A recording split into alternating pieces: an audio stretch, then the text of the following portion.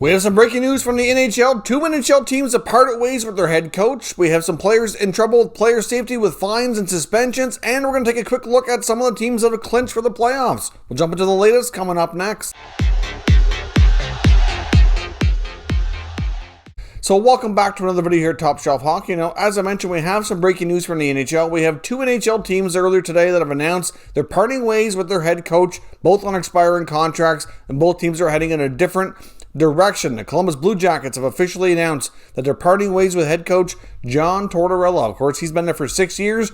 He's the winningest coach in their franchise's history. Of course, he also guided them to their first ever and only playoff series win not too long ago when they took out the Tampa Bay Lightning, of course, and he's had a lot of success there. But as we know with head coaches, over time, it's time for a change, and sometimes you need a new voice in the room, and I think with the current group of players they have there, they need a different style of coach, especially if they're going to have any kind of a future with guys like Patrick Laine and Max Domi and other guys that they've made acquisitions with here, like especially those two names, like Laine especially, they paid a pretty price to get him, giving up Pierre-Luc Dubois. I'm not sure that he really fit well with Tortorella, and I think that he needs some change there to really reinvigorate Laine and really get this thing back on track. But Tortorella's a great coach. I will not be surprised if he gets more opportunities. He's a very unique coach that demands a lot from his players. He's not everybody's cup of tea. Obviously, he's the kind of guy that can rub people the wrong way real easy.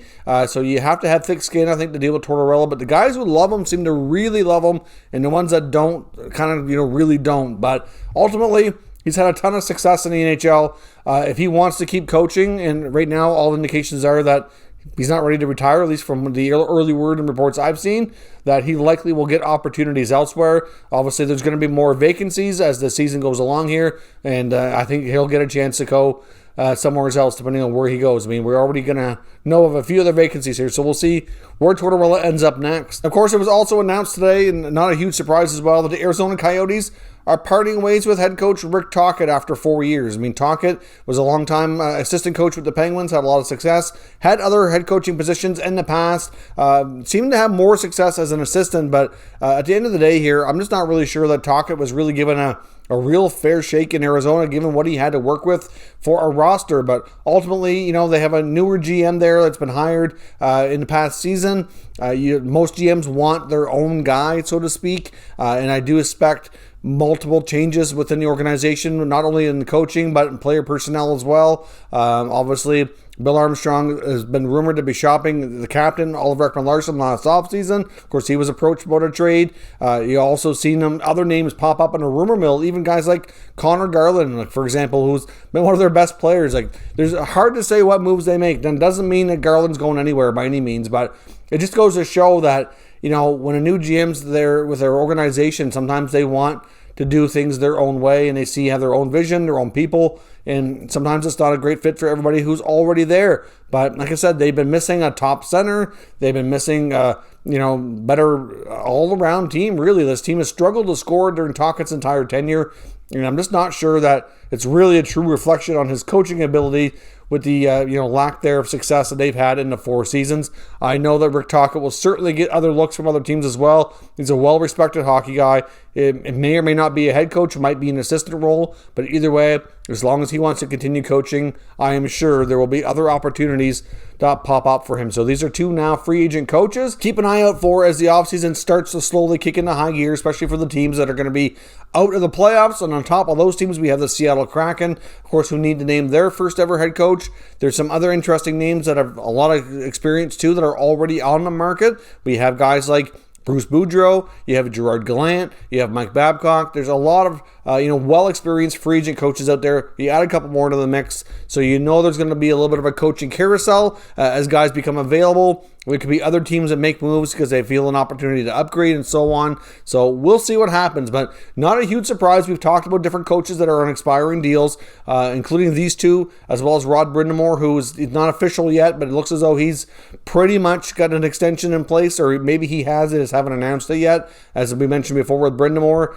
they want other staff looked after before they kind of make everything official, but he's fully expected to be looked after in Carolina. The other coach that's really out there that we're not sure what his future holds, we think who's going to resign, would be Travis Green in Vancouver. But as this drags on further and further, you have to wonder what the future holds. But theoretically, he's the only other coach that's on an expiring contract, at least right now. Not to say that there won't be other changes. I'm sure there will be. We also have some interim coaches around the NHL that could be either hired permanently or let go as well. So we'll have to see here. The coaches carousel is about to hit full swing now that the offseason is officially in place for some of these teams that have their seasons already wrapped up. Now, as I mentioned, we have a couple of players that a little bit of hot water with NHL player safety.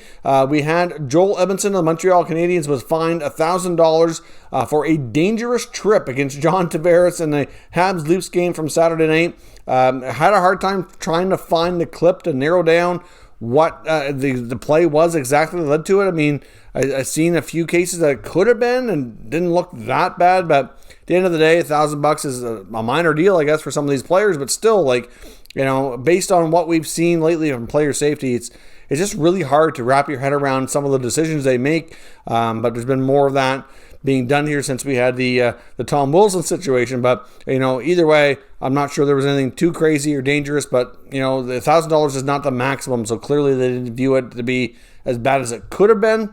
But it is what it is. Joel Edmundson's been fined $1,000, and there's been also some potential trouble for Pat Maroon. Obviously, the Lightning and the Panthers game got a little out of control. Lots of fights, which is in a way good to see because there's a lot of rivalry really building there. These two teams have both existed in the state of Florida for a long time. We've never seen a playoff series, and they're finishing out their regular season schedule. Already confirmed to have a playoff matchup lined up for the first time, which I know I'm personally very excited and looking forward to. I've been wanting to see those two teams go out in the playoffs for a long time.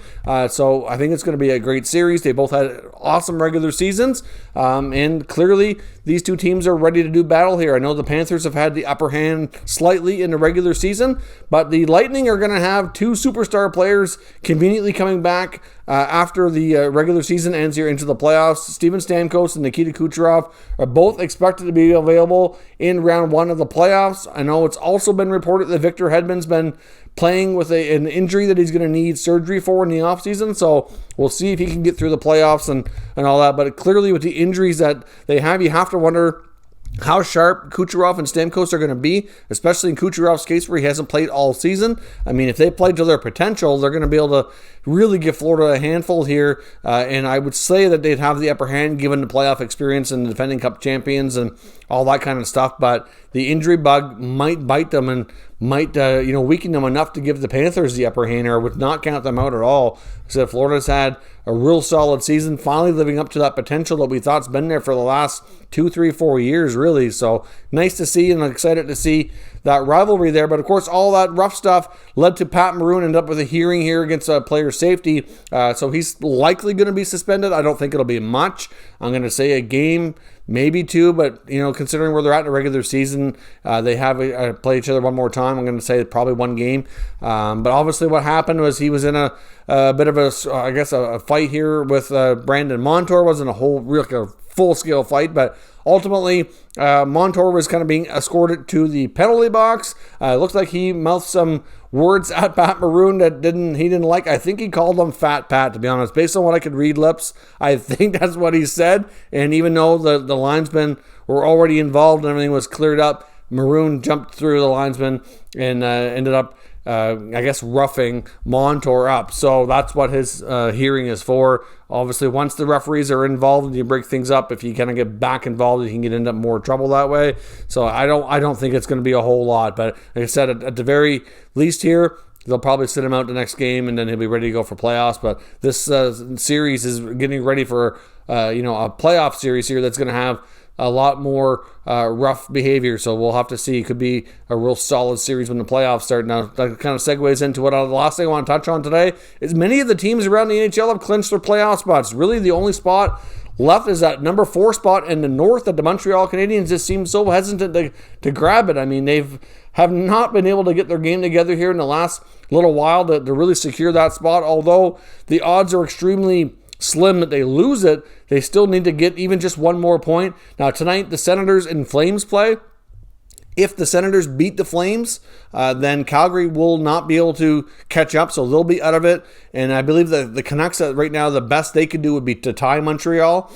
So if the Montreal Canadiens pick up one more point, or the Canucks lose a game, even in overtime, they can be eliminated. So like the odds are extremely favorable that the Habs will take this fourth and final spot, but they just need a little bit more math to kind of work itself out here to make that happen. But it could be official here after tonight. But the Leafs clinch first place, so you get them in first, the Oilers, Jets, and then likely Habs in fourth. The Habs, if they can get their game together, that's possible they could flip spots with Winnipeg, but probably unlikely. I'm going to say we're probably going to get Toronto, Montreal, Edmonton, Winnipeg. And so I know that is a couple of series that would be excellent to watch. The Edmonton-Winnipeg series would remind us back to the 80s and 90s, back when we had the Smythe division. They did battle quite often. Of course, Gretzky and the Oilers way back certainly often won those series, but be a different time now, but still like an old series we haven't seen in a long time, and we haven't seen Habs versus Leafs since the end of the 70s. So in my personal lifetime, I've never seen it. So it would be a unique battle. Right now, Toronto would likely have the upper hand, but it would be a fun series to watch for sure. Of course, the Penguins clenched first place in the East, so that's a done deal. The Caps, Bruins, and Islanders are also in the playoffs here for sure as well, so those spots are all locked up. There could be a little bit of jockeying for position there, but the Pens are guaranteed first, and the other three teams are definitely in the playoffs, which is going to be good. We likely don't see Pens Caps because the Caps are likely going to finish in second place is what things are looking like right now. You're probably going to see Pens Islanders and Bruins Caps is most likely what we're going to get. Then the Central, the Canes have the first place division in the division locked up as well. So then you get the Panthers and the Lightning 2-3 right now. And I said they're guaranteed to play each other, which is really going to be fun. And then I said you also got the Predators clinched the fourth and final spot last night in that division. So you have Canes against the Preds. So those matchups are already known here as well. Then in the West, you've got the Golden Knights are going to end up having to do battle with the Blues, and you're going to have the Avalanche and Wild. So most of those matchups are already known. Majority of the spots are clinched. A fair bit of teams have already finished their seasons. We only got some teams that had games delayed and rescheduled that are going to be finishing up here in the next few days. So we'll have a full playoff preview and prediction video coming out sometime in the next couple days once we have an official word on all the matchups and everything's officially lined up and confirmed. So we'll do that at that time, but certainly going to be an interesting time. And of course, we also saw Connor McDavid hit 100 points last night. What a phenomenal season, record-breaking season he's had. One of the best offensive seasons we've had in a really long time. If he was able to play an 82-game schedule, I believe they put him on pace for like 155 points or something ridiculous, and we haven't seen anything like that since way back like in the Gretzky days. So that's absolutely phenomenal for Connor McDavid. There is no way he cannot win the Hart Trophy here, in my opinion. This guy's unreal. He's what we call a generational talent. There's a lot of other really, really good hockey players in the NHL right now, but to me, he's by far the best of his generation. But what he's done this year is really something special. So we'll see what he can do in the playoffs and if he can continue that magic. Now, of course, he's got the personal magic going, but the Oilers themselves need to have more than McDavid and Draisaitl going in the playoffs to have a shot at real success. So we'll see if they can get that secondary scoring and have a chance to do any damage. So that is all your news for now. We'll likely be back later with another video. So certainly subscribe and stick around. We'll keep you up to date with all the latest news from around the entire NHL. Thank you for watching, and I'll catch you next time.